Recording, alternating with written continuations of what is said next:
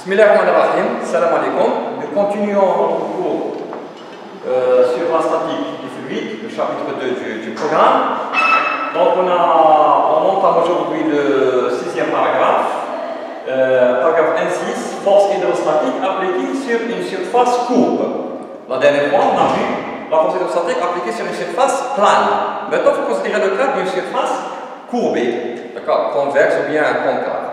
Donc, comme illustration, si vous avez par exemple un réservoir de cette forme-là, donc on a une partie par exemple courbée, baissée. Et on veut déterminer la force qu'applique le fluide, le liquide qui est là, d'accord, ce liquide-là. Donc, on va le symboliser par oméga bar, son poids spécifique. Donc, c'est cette partie courbe, d'accord, très bien. Donc, la partie c'est baissée. Donc, comment on va procéder? Donc, on va considérez cette portion-là de volume, cette portion, alors ABC, donc ABC, c'est cette portion de ce volume-là. Donc on va isoler ce volume fluide, on va l'isoler, donc isoler ABC, on va isoler cette portion de volume, isoler la portion du volume qu'on a appelé ABC, donc cette portion-là, c'est le volume, c'est le liquide qui est là. Ça, c'est, voilà, on va imaginer un mot, donc on va isoler ça, et on va représenter les forces qui sont appliquées ici, cette portion de volume. D'accord? Donc, cette portion va être de cette forme-là, donc A, B, C. D'accord? Donc, ça, c'est un volume. D'accord? On a fait une courbe comme ça, donc c'est un volume arbitraire du fluide. Ça, c'est le fluide. Hein. Bien sûr c'est la forme, ça c'est la forme de la paroi. Le fluide, bien sûr, il pousse la forme de cette paroi. Donc maintenant, notre but c'est quoi? C'est de déterminer la force hydrostatique appliquée sur cette paroi-là. On va appeler aussi FC. Hein. Même appellation que précédemment, donc c'est FC. Donc la force, on va l'appeler toujours FC, cette force-là. Donc notre but, c'est la détermination de cette force-là. Comme auparavant, c'est-à-dire module et direction. Nous, qu'est-ce qu'on a fait ici? Donc on a isolé cette portion de volume. D'accord? Le volume fluide. Maintenant, on va représenter les forces appliquées sur cette portion de volume. C'est le fluide. Hein? Donc les forces qui sont appliquées sur ce volume, on va commencer par les forces de volume. Il y a le poids qui s'applique, le poids de ce volume fluide. Le poids qui s'applique au sens de gravité de cette portion de volume. D'accord? Maintenant, il y a des forces qui s'appliquent par le fluide environnant. Donc, ce fluide est entouré par ce fluide-là. Il y a une force qu'on va appeler F1 ici. D'accord? Il y a une force F2 de ce côté-là. Et la force, bien sûr, qu'applique la paroi du réservoir sur cette portion de volume. D'accord? Si cette force-là, elle s'applique, on ne sait pas pour l'instant où son point d'application, c'est la force FC. Pourquoi c'est la force FC? En fin de compte, nous, qu'est-ce qu'on va faire quand on fait on va déterminer la force qui sont appliquées par le milieu environnant ce volume fluide par qui sont F2, F1, le poids et FC. Mais nous, on va appliquer bien sûr plus tard le principe axial de correction. Donc, le volume fluide, la paroi applique sur cette partie BC une force FC. Donc, le fluide applique bien sûr une force de même module et de sens bien sûr inverse qui est la même FC. C'est le principe action égale réaction. Donc, c'est FC. D'accord? Très bien. Maintenant, on va analyser toutes ces forces-là. D'accord? Donc, le poids, c'est le poids qui s'applique au centre de gravité. Maintenant, et le F1 s'applique par le fluide au-dessus et F2 le fluide à côté. Donc, si on fait une analogie, donc cette partie de cette portion de fluide, bon là c'est une coupe, hein. Normalement en perspective c'est ça, donc vraiment vers en profondeur, hein, jusqu'à une longueur R. Nous on a constaté uniquement une coupe, hein. Vous pouvez imaginer ça, donc c'est un volume, d'accord, cylindre de forme arbitraire, un quart de cylindre de forme arbitraire par unité de profondeur. Très bien. Maintenant, les forces-là, donc si F1, vous pouvez imaginer que F1 c'est quoi? Ça c'est une surface. D'accord? AB, donc c'est une surface, elle est plane. AC c'est une surface plane.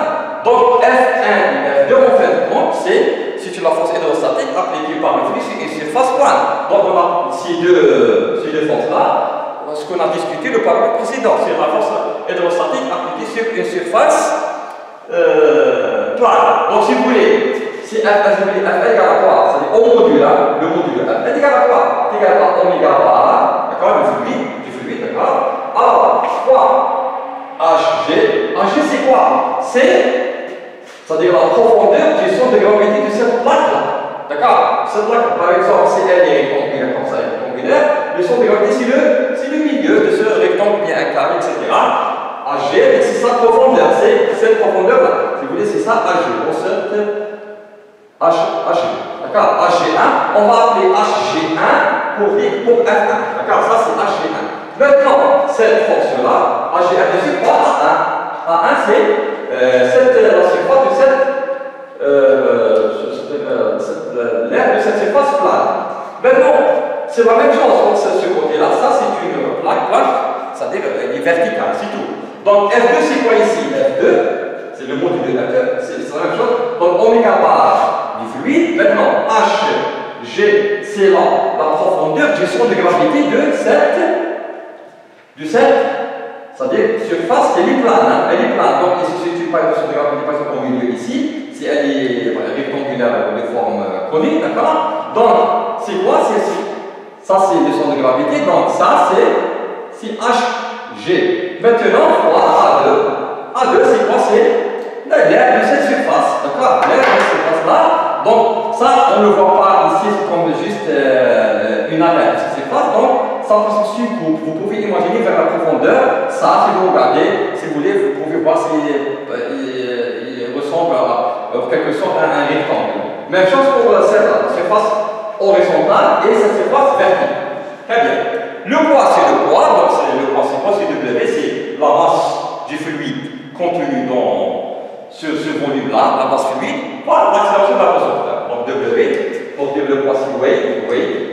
C'est quoi? C'est la masse contenue, donc la masse, et la masse contenue du fluide, d'accord? Par l'accélération de la profondeur. Et la masse, c'est quoi? En fait, c'est V, c'est le volume, ce volume-là, G. Donc tout de suite, c'est le W, c'est oméga bar G, c'est oméga bar. Parce que G, c'est le poids spécifique du fluide, c'est le même fluide, bien sûr. Très bien. Maintenant, FC, la détermination de FC, qu'est-ce qu'on va faire? On va la décomposer en deux composantes. D'accord? Une composante verticale et une composante horizontale. D'accord? Ce volume fluide, il est en équilibre. D'accord? Donc, elle a une composante horizontale, on va l'appeler FH. D'accord? Et une composante verticale, on va l'appeler FV. Donc, V vertical et H c'est horizontal. Pour que ce volume fluide là il est en équilibre, bien sûr, il faut que dans son déficit égale à 0, donc FH équilibre F2, donc FH et F2 sont collinéaires, même, c'est-à-dire la même ligne, et c'est-à-dire d'intensité égale. Et F, bien sûr, elle est collinéaire, c'est-à-dire collinéaire à la mise en compte des forces de la direction verticale qui sont W et F.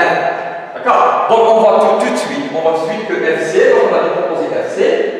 FC, on décompose une composante horizontale et une composante verticale. F. Donc du point de vue module, donc FH doit être égal à F2. Donc F2, donc c'est, si vous voulez, en fait, quand c'est la force hydrostatique appliquée sur une surface plane, maintenant elle est verticale, c'est tout. On va appliquer le résultat du paragraphe précédent. Et FV, c'est quoi? FV, bien sûr, doit être égal au module à ces deux forces-là, F1 et le poids, W, d'accord? Ils sont parallèles, donc FV est égal à FW plus F1. Donc c'est F1 plus le poids. F1, c'est la force hydrostatique appliquée sur une surface plane horizontale, et W, c'est le poids. D'accord? Très bien. Ça, c'est mon module là. Bien sûr, c'est une écriture vectorielle vous dites FH en vecteur égale moins F2. Et F vertical égale moins la résistance de ces deux forces-là, W et F. Très bien. Tout de suite, on va tirer le module de FC, c'est ça, FC, c'est au module égal à quoi? Racine carrée de FH au carré plus FV au carré. C'est ça la force qu'on vient de trouver. Ça, c'est quoi? En fait, là, qu'est-ce qu'on a trouvé? On a trouvé la force appliquée par la paroi sur le volume, sur ce volume fluide. Nous, qu'est-ce qu'on cherche? La force appliquée sur l'inverse. On cherche la force appliquée sur cette partie courbe, par le fluide. Donc, en vertu du principe action égale réaction, donc c'est ça FC. Donc, c'est la même chose. Donc, FC doit le sens, ça FC, ce qu'on cherche là, c'est ça FC là. Nous, on a déterminé ce FC là. On a déterminé là. D'accord? Donc, axe de la réaction, donc, alors même module bien sûr, et de sens composé bien sûr, et sont collinéaires. Très bien. Donc, c'est ça la force hydrostatique FC appliquée sur une une surface courbée. Donc, vous avez remarqué qu'on a appliqué le résultat de ce qu'on a fait sur la surface plane. Très bien. Maintenant, il reste le point d'application. Maintenant, le YC. Hein? YC, ou bien, c'est le point d'application où ça s'applique la force FC. D'accord? Pour ça, cette détermination elle est souvent graphique. D'accord? On va utiliser une synthèse graphique de l'équilibre de ce volume fluide. Donc ce volume fluide là, on va le redessiner. A, B, C. D'accord? Donc il est en équilibre. D'accord? Il est en équilibre. Donc si on compte les forces qui lui sont appliquées, ils sont 3. D'accord? Ils sont 3. Il y a cette force F2. D'accord? Et il y a FC, elle est FC appliquée, on ne sait pas où il est appliqué pour l'instant, on ne sait pas où il est appliqué FC, donc on ne va pas représenter la flèche, on va écrire juste FC, on va dire FC, d'accord, FC, on va écrire FC, mais on ne sait pas où elle est appliquée. Maintenant, quelle est la force? La troisième force, F1, il y a F1 et le poids, d'accord? Ça, c'est la résultante. Ils ont une résultante. On va les représenter par leur résultante. D'accord? Donc, si vous voulez, F1, d'accord, par exemple, cette force-là, elle s'applique, je ne sais pas où, donc par exemple ici, c'est la troisième force. F3, c'est quoi? F3, c'est la résultante de F1 plus W. Ce sont des forces parallèles, donc par exemple, elle est facile à déterminer. Très bien. Maintenant, qu'est-ce qu'on voit ici? Là, ce volume fluide, il est soumis à 3 forces. Il est en équilibre statique. Donc, on applique, c'est-à-dire les théorèmes de l'équilibre statique, comme dans le cas d'un solide, qui est soumis à 3 forces. D'accord? Une synthèse rapide. Donc, qu'est-ce qu'il dit ce théorème? Que ces 3 forces-là, c'est-à-dire F2 et F3 qui est la résultante, et FC, c'est-à-dire leur ligne d'action s'intersectent en un point. Qu'est-ce que ça veut dire? F2, voilà sa ligne d'action. F2. Voilà sa ligne d'action. Ça, c'est F2. Car, maintenant, F3, voilà sa ligne d'action. Maintenant, FC, comment déterminer FC? Donc, FC, la ligne d'action de FC doit nécessairement passer par ce point-là. D'accord? Ça, c'est le théorème de l'équilibre statique, comme le cas d'un solide. C'est une synthèse graphique d'équilibre statique. Donc, FC, elle est quelque part là. Donc, voilà FC maintenant. Donc, on connaît la ligne, c'est-à-dire d'action de la force FC. D'accord? Ça, on a appliqué là ce qu'on appelle le théorème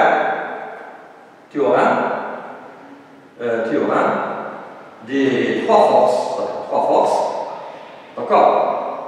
Concurrentes, d'accord, c'est-à-dire pour que l'équilibre de ce volume fluide, ou bien c'est de nos cas de solide, les 3 forces, les lignes d'action des 3 forces s'intersectent en un point. D'accord?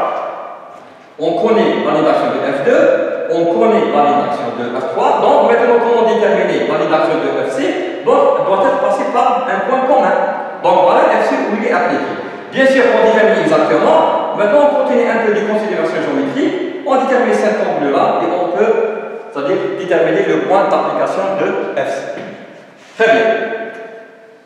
Donc, voilà. Il y a des exemples d'application sur ça.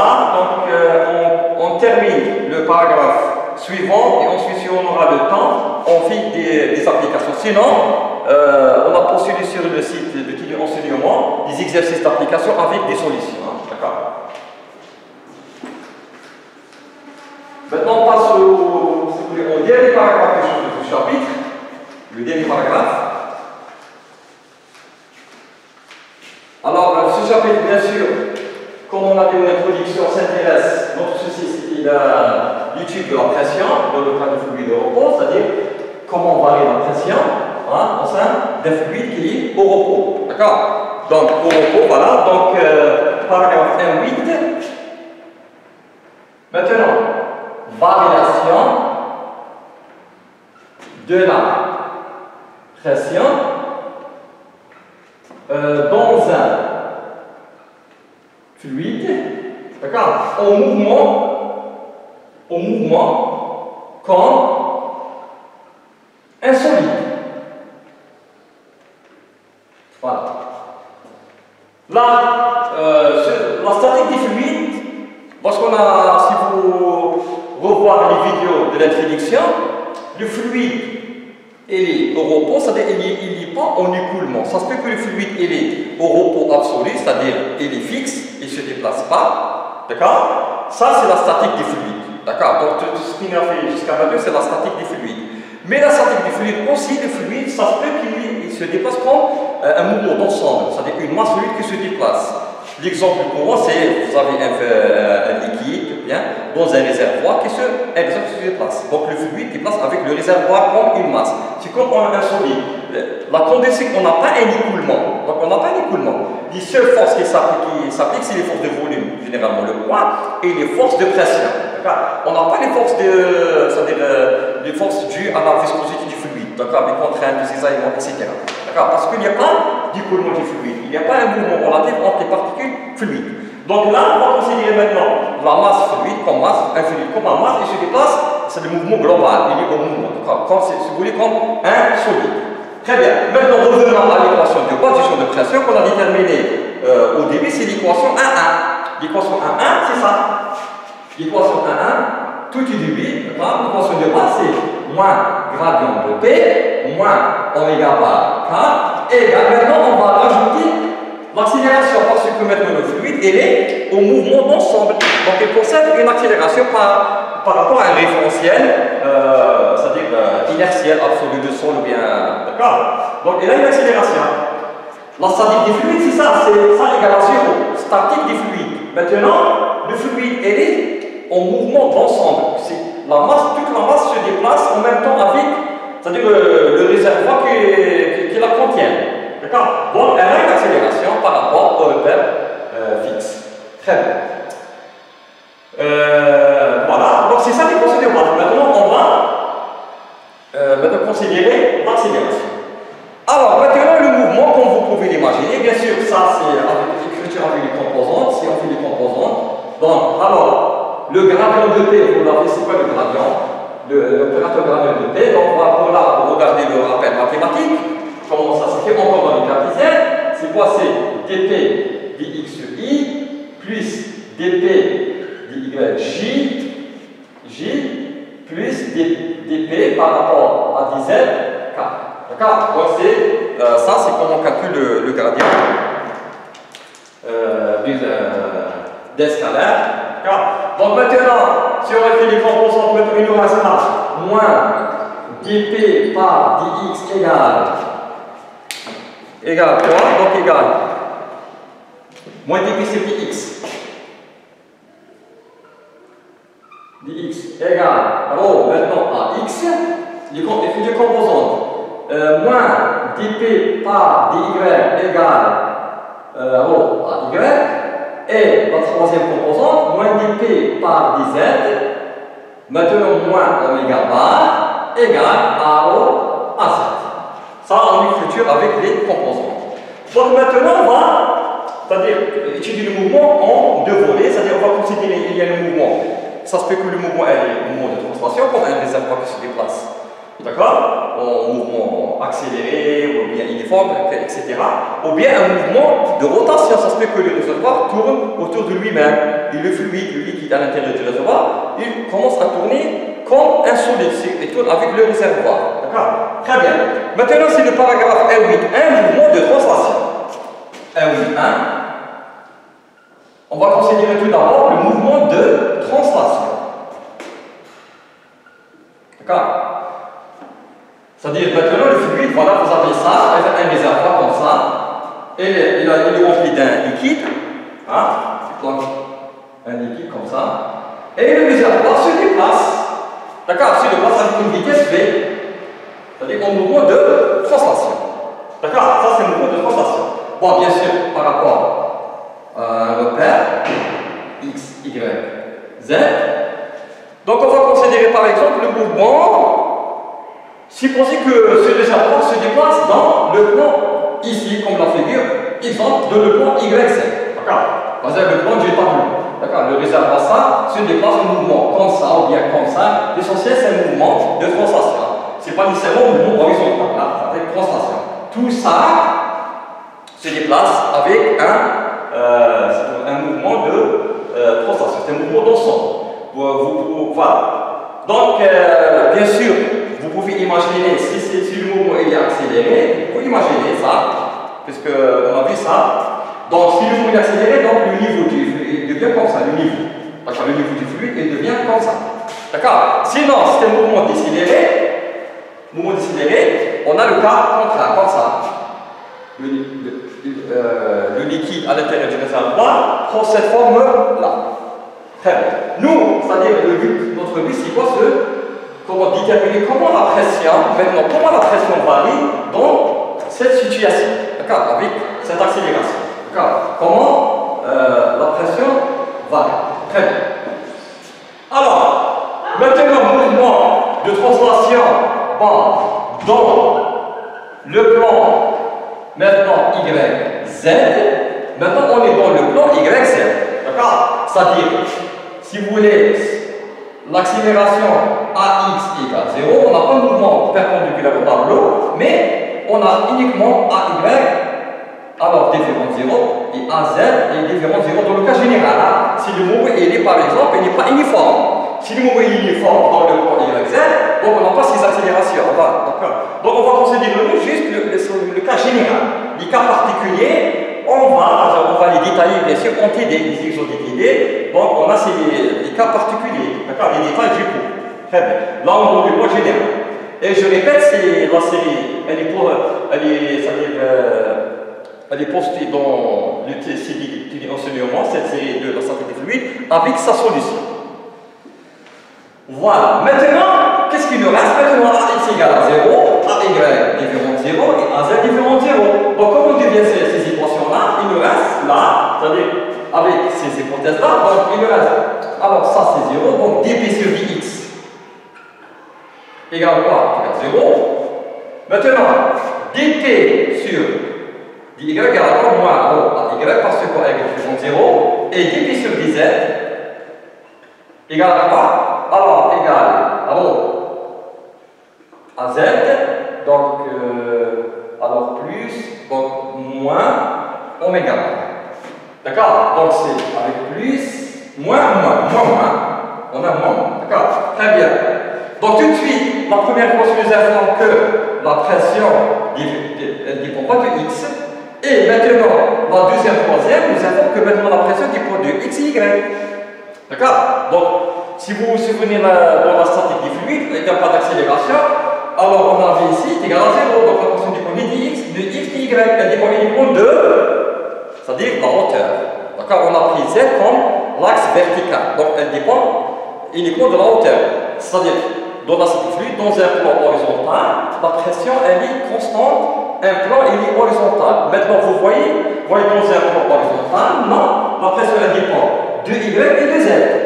D'accord? Donc, si vous voulez, si vous prenez deux points là, donc le point 1 et le point 2, maintenant, puisque la pression dépend de l'altitude, d'accord, et de y. C'est-à-dire maintenant, pi1, dans ce cas, c'est le plan horizontal. Non, pi1, elle est différente de pi2. Ça, dans le cas de la statique du fluide, oui, on a cette situation. D'accord? Dans un plan horizontal, la pression est la même. Donc, ces équations ne font que maintenant, la pression dépend de Y et de Z. Donc, voilà, on va déterminer cette relation, bien sûr. Très bien.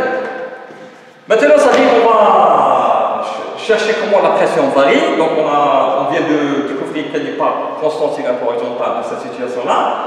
Maintenant, on va déterminer si les surfaces où la pression elle est constante. Donc, on sait qu'elles ne sont pas des surfaces horizontales, comme dans le cas de la statique du fluide. Donc, alors, P maintenant, ces équations-là, qu'est-ce que nous informent? Nous informent maintenant que P égale à quoi? Elle est fonction de Y et de Z. D'accord? Maintenant, si je fais dP, c'est-à-dire différentiel total de dP, sa variation de dP, elle est égale à quoi? Par définition, c'est dP par dy, plus dP par dz. Ça, c'est la définition d'un différentiel total, c'est-à-dire la variation de la pression entre deux points infiniment proches. D'accord?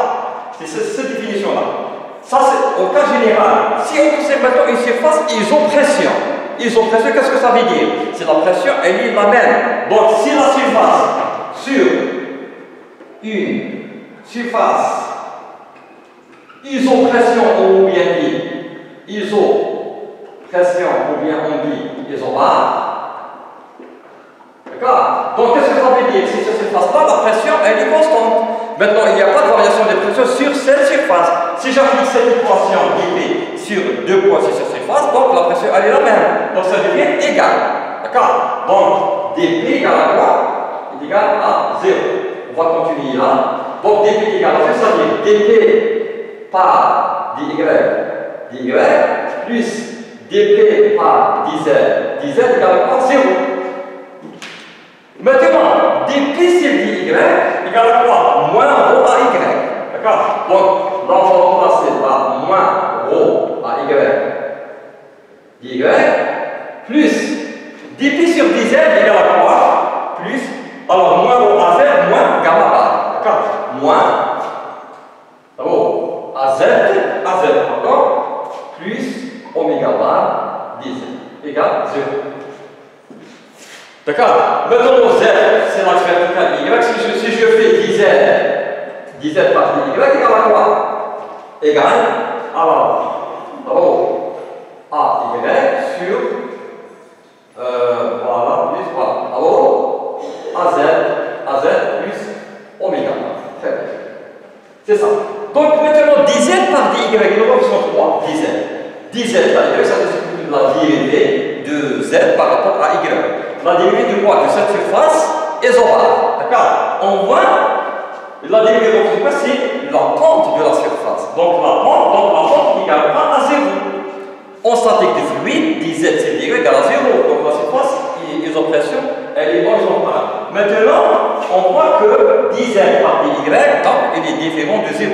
Ça dépend bien sur l'aspect positif, c'est-à-dire cette surface isobare, elle a cette forme-là.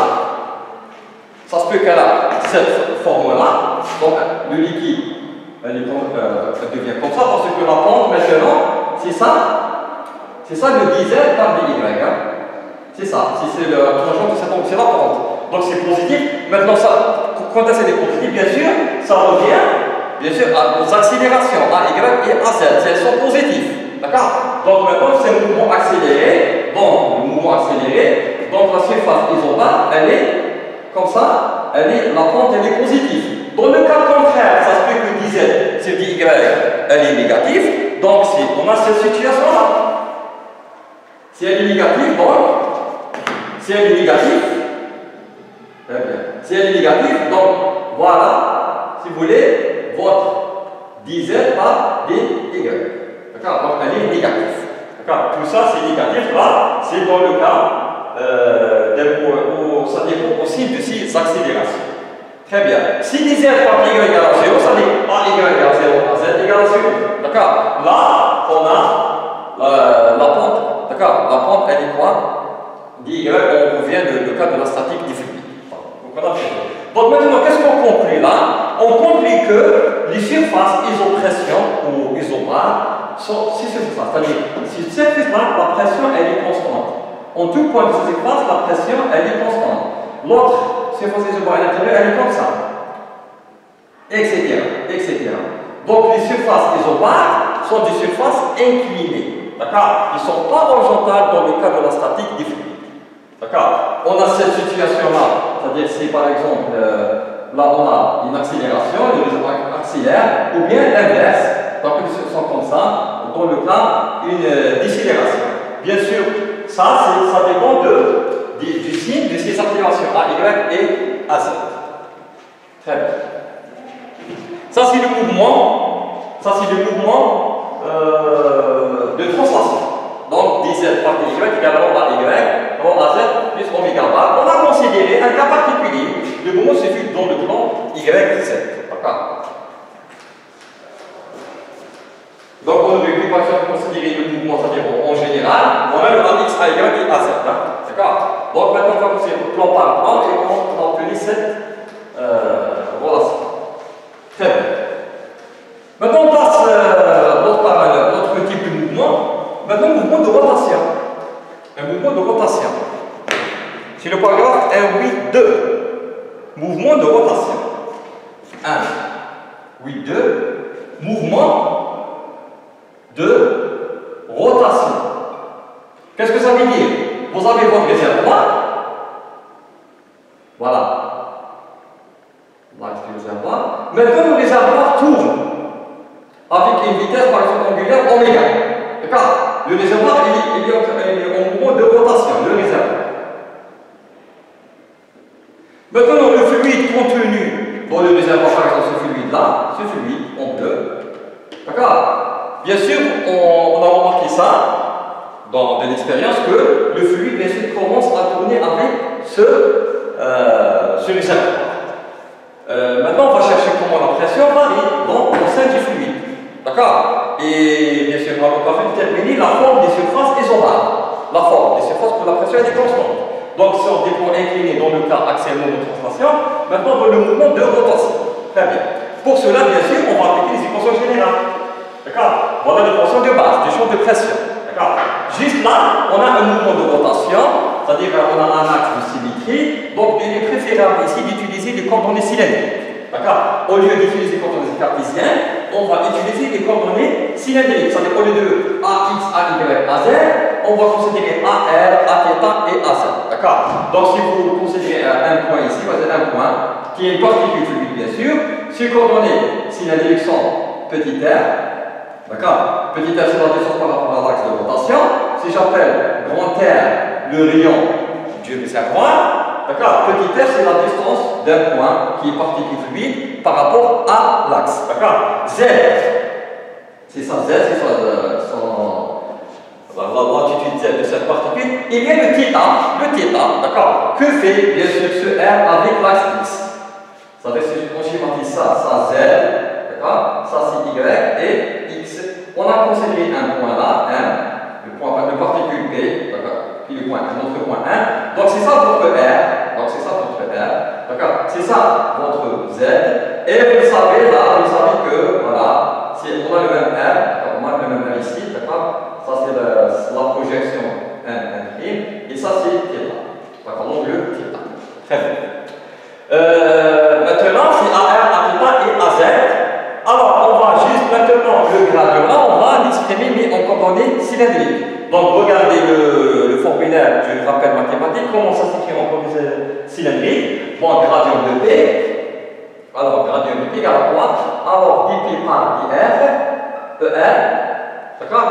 Plus 1 par R, dP par dθ, Eθ, plus dP par dz, Ez. Ça, c'est en coordonnées cylindriques. Donc, qu'est-ce qu'il nous reste maintenant? Moins dP, maintenant par composante, il est égal à quoi? Rho à R.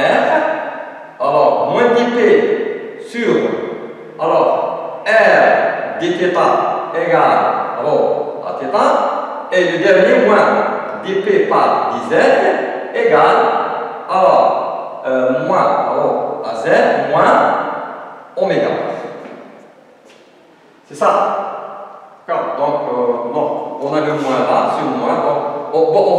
on va éliminer ici moins, donc divisé est égal moins à 1, ça c'est moins rho à θ, et ça c'est, d'accord, par le second moment, voilà. Ne pas confondre juste entre oméga bar qui est le poids spécifique qui est rogé et oméga, c'est-à-dire la vitesse angulaire. Hein. Très bien. Maintenant, cette particule-là, si vous pouvez imaginer, elle fait un mouvement circulaire de rotation autour de cet axe, l'axe delta du réservoir. En tout cas, donc elle fait un mouvement circulaire. Hein. C'est un mouvement circulaire, un mouvement de rotation. Maintenant, si nous disons oméga est constante, c'est-à-dire rotation uniforme. Qu'est-ce que rotation uniforme? Alors, maintenant, rotation uniforme, c'est quoi? On n'a pas une axe à 1 égale à quoi? Égale à 0. Donc c'est oméga.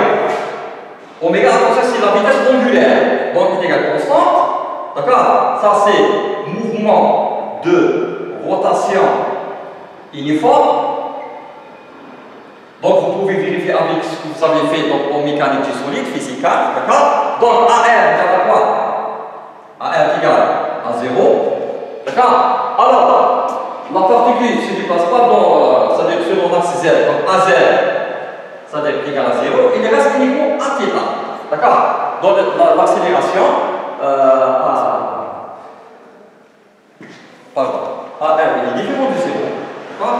Il est différent de 0, d'accord? Mouvement, c'est-à-dire uniforme, et à θ égale à 0. Donc, à θ, si vous voulez, c'est l'accélération tangentielle, donc c'est mouvement sur uniforme. À θ, c'est AT, c'est l'accélération tangentielle. Donc, il est égal à 0 parce que c'est une rotation uniforme. AR, il joue le rôle de l'accélération normale. Donc, on a l'accélération normale. Et AZ, on est dans, si vous voulez, dans la direction Z, c'est-à-dire la particule fait un mouvement circulaire, c'est-à-dire dans le plan, dans ce plan-là, perpendiculaire au tableau. Donc, il n'y a pas de mouvement selon Z. Très bien. AZ égale à 0. Donc, on va réécrire les équations maintenant. dP par dr égale moins rho à r, car dp, alors 1, dθ égale à 0, d'accord? 1 sur r, bon. Ou bien dp par r dθ égale à 0, et dp par dz égale à quoi? Moins oméga bar. Donc tout de suite, qu'est-ce qu'on voit ici? Que P ne dépend pas de θ. P dépend de P de θ. D'accord? On a, c'est-à-dire une symétrie de révolution par rapport à l'axe X. Il dépend P, donc c'est une fonction de R et de Z. Donc la pression varie, c'est-à-dire la pression au sein du liquide varie en fonction de la distance par rapport à l'axe et de l'altitude Z. Donc P est le fonction de pi de R et de Z. Très bien.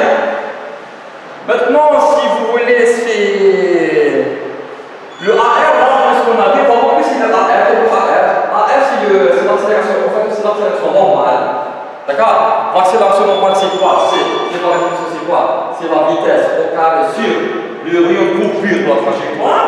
Donc, c'est la particule fait un mouvement circulaire de rayon 1, le rayon courbé étant le rayon courbé étant le rayon de ce cercle-là, donc c'est petit r au carré. D'accord? Et aussi, vous savez qu'on a une relation entre vitesse v qui est la vitesse linéaire et la vitesse angulaire. Donc, si vous avez la vitesse angulaire oméga, la vitesse linéaire c'est v, on sait que v égale à quoi? Est égal à oméga par r. D'accord? Donc, v, la vitesse linéaire de v, et c'est vitesse tangente à cette trajectoire circulaire, donc c'est oméga par r. Bon, si on passe ici, donc c'est oméga 2 r 2 par oméga 2. Alors, ça c'est pas r carré par contre, c'est r, c'est r, de l'autre c'est r. Donc là c'est r, donc il est égal à quoi? À oméga au carré par r. D'accord? Très bien. Donc on va écrire ici, ces résultats-là. Donc on va les écrire là. Donc dp par dr égale à quoi? Maintenant, moins rho, alors rho oméga au carré r. Oméga ici, attention, c'est la vitesse angulaire. Hein? On ne va pas confondre avec le poids spécifique. Et dp par dz égale à quoi? Moins oméga. Très bien. Maintenant, juste, il y a une considération de signe pour ne pas se tromper, donc AR c'est quoi? AR c'est quoi? C'est l'accélération selon R. D'accord? Si vous voulez AR, elle est dans cette direction-là. D'accord? AR, voilà. AR en fait quoi? C'est, on a dit que c'est RN, mais c'est AN, c'est l'accélération normale. Mais on sait que l'accélération normale, elle est dirigée vers le sens de rotation. Ça c'est AN, hein? Et ça c'est AR. D'accord? Donc on voit que AR égale à quoi? Moins AN. Si on donne une projection, ce moins-là, si on peut écrire égal à moins AR, ou bien égal à quoi? Oh, AN. D'accord? AN parce que AN est vers le centre de rotation de cette particule fluide, dans ce cercle-là, et AR c'est l'accélération selon l'axe la direction de ER. D'accord? C'est comme ça qu'on a utilisé les coordonnées polaires. Donc, alors, ce moins avec ce moins, donc c'est JP, c'est bien, en fait, c'est pas moins oméga par 1, c'est plus. D'accord? Ça, c'est uniquement le signe. AR, c'est moins AR. Très bien. AR vers le centre et AR vers le point R qui est notre particule fluide. Très bien. Alors, donc, voilà. On va tout de suite, donc, T sur fonction de R et IZ, d'accord? Donc dp égale à quoi? Différentiel total, donc dp par dr plus dp par dz,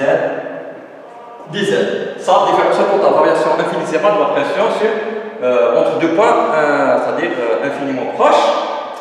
Maintenant, si on considère une surface, c'est-à-dire isobare, où la pression elle est constante. Donc on ne sait pas pour l'instant la forme de cette surface-là. Pour une surface isobare ou bien isopression, donc on continue là. Donc, pour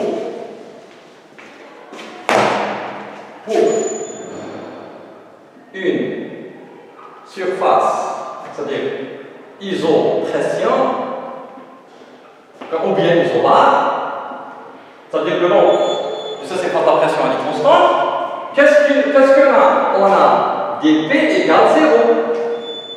D'accord? Parce que la surface elle est isobare. Donc dp, c'est-à-dire dp par dr plus dp par dz égale à quoi? À 0. Maintenant on connaît dp par dr égale à quoi? Donc 0, ça, il est équivalent. dp par dr 0, oméga au carré r dp par dr. On a remplacé dp par dr par oméga par 1. Maintenant, dp par dz c'est quoi? dp par c'est moins oméga bar. Moins oméga bar dp, pardon, moins oméga bar dz. Non, pardon, on a remplacé dp par dr. Là c'est dr. C'est dr, pardon. Là c'est dr. Alors dz égale à quoi? 0. Maintenant si je fais dz par dr, donc c'est comme tout à l'heure. dz par dr, c'est quoi? C'est la pente de cette surface isobare. dp dz par dr égale à quoi? Maintenant égale. Alors, rho, oméga au carré r par oméga par dr. D'accord? C'est pas dr, pardon. dr, c'est dz par dr, c'est ça. D'accord? Donc dz par dr, c'est rho oméga au carré r par oméga par. Je répète, oméga par le poids spécifique, oméga ici c'est la vitesse angulaire. Hein. Alors si on veut trouver la forme de cette surface isobare, surface ici, cette surface, donc on va intégrer cette équation. Donc ou bien c'est dz égale à quoi? Alors oméga de r par oméga par dr. Donc si vous faites l'intégrale, d'accord, l'intégrale c'est indéfini, juste pour voir la forme, calcul la primitive, donc z égale à quoi? Alors, oméga au carré sur 2 oméga bar, r au carré plus une constante d'intégration. Une constante qu'on veut déterminer avec les conditions. D'accord? Maintenant, vous remarquez que maintenant z c'est quoi? C'est représente la surface isobare. D'accord? Donc vous remarquez que z quoi? Elle est en fonction, ça oméga, la représentation qu'on a une forme constante, masse volumique constante, oméga bar, etc. La constante, maintenant r. Donc elle est en r au carré. Donc c'est ça, c'est une constante qui est parabole. Donc z, si vous lisez, la surface isobare, elle a cette forme-là. une surface parabolique. Donc la surface du liquide, elle devient comme ça. Elle prend cette forme-là. D'accord? Ça qu'on a vu, c'est-à-dire, on a vu auparavant, elle devient comme ça. C'est ça la surface libre de ce liquide. Donc, le long de cette surface-là, en chaque point, bien sûr, la pression elle est constante. Donc, la pression elle est constante sur une surface de forme parabolique. D'accord? Dans le cas de la statique du fluide, la surface elle est constante, c'est sur un plan horizontal. Dans les mouvements de translation, les surfaces isopression, ou bien les surfaces isopression, elle est des plans inclinés. Ça dépend accéléré de ce moment-là ou bien incliné si elle est décélérée. Dans le cas des mouvements de rotation, donc les surfaces isobares sont des surfaces, c'est-à-dire elles ont la forme parabolique. Donc la pression à l'intérieur, c'est une autre surface pour laquelle la pression est constante, elle est comme ça. Si les surfaces isobares, ça c'est ce qu'on appelle les surfaces isobares, surface isobare. D'accord? Donc la pression elle est constante, elle est constante, elle est constante. Donc vous voyez que la pression varie avec Z, c'est-à-dire avec R, c'est-à-dire voilà. Donc elle est, bien sûr elle est constante sur cette surface, mais là par exemple la pression, d'accord? Donc la pression elle est différente bien sûr, donc elle varie avec Z. D'accord? Maintenant si vous imaginez un plan horizontal, ici un plan, par exemple un plan sur un plan horizontal, donc la pression en ce point-là, elle n'est pas la même. D'accord? Puisque la pression varie avec Z et R. Donc la pression de là à là, elle n'est pas comme ça, puisqu'elle varie avec R. D'accord? Et l'autre plan, bien sûr, la pression varie avec Z. Donc ce qu'il faut retenir, que dans un mouvement de rotation, donc les surfaces isobares sont des surfaces c'est des paraboles, surfaces paraboliques. Bon, ça se coupe bien sûr, on revient, c'est-à-dire parabolique. Si on a le cas, c'est-à-dire la surface en 3D, d'accord, on dit elle a de la forme, c'est paraboloïde, d'accord. Très bien. Donc, on vient maintenant avec ce dernier paragraphe, on va terminer ce chapitre de la statique des fluides. Donc, on a jusqu'à maintenant, on a fait le chapitre 1, d'accord, propriétés physiques, et ce deuxième chapitre, statique des fluides. Bon, maintenant, il y a des devoirs. Si vous regardez les polycopies que j'ai postés dans le site étudié enseignement, d'accord. Donc, la fin de chaque polycope pour les propriétés physiques et la statique du fluide. Par exemple, ici, il y a un questionnaire, il y a des questions de compréhension à faire. Donc ça, je le considère comme un devoir de maison. Donc tout le monde va répondre, va rédiger un rapport, d'accord? Ça c'est le devoir de maison, pour répondre à ces questions. Donc vous avez maintenant deux devoirs. Le premier chapitre, les propriétés physiques des fluides, d'accord? Donc il y a un questionnaire à la fin du chapitre, vous pouvez trouver, télécharger le chapitre de la plateforme. Donc il y a un questionnaire donc, à répondre aux questions concernant le chapitre 1. Propriétés physiques. Ça, c'est le devoir 1. Homework number 1. Maintenant, homework number 2, c'est pour ce chapitre-là, statique des fluides. Il y a aussi un questionnaire à répondre. Donc, dès votre arrivée, il faut nous ramener ces deux devoirs de maison sur les propriétés physiques des fluides et sur la statique des fluides. Donc, maintenant, on va terminer les deux premiers chapitres. Les CV sont, bien sûr, vous pouvez trouver les CV dans le site avec leur sollicitation. Très bien, on se voit, Inch'Allah, la prochaine fois pour entamer le chapitre 3 qui est sur la cinématique des fluides. Et je vous remercie et bonne lecture. Merci.